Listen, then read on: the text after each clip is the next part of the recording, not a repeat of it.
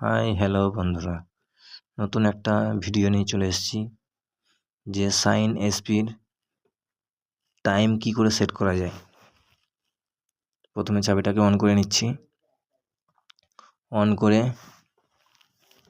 Total এটা করে নেব মিটারে, যে ডান দিকটা টিপে ওপরের যে টোটাল এটা আছে ওটা চলে এসছে।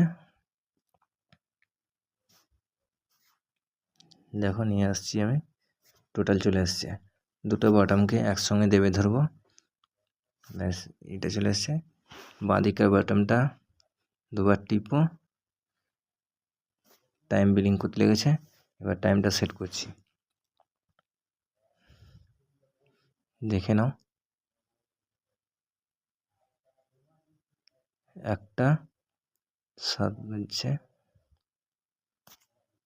আবার অন করে দেখাচ্ছি, ছবিটা অন করে দেখো 1:07।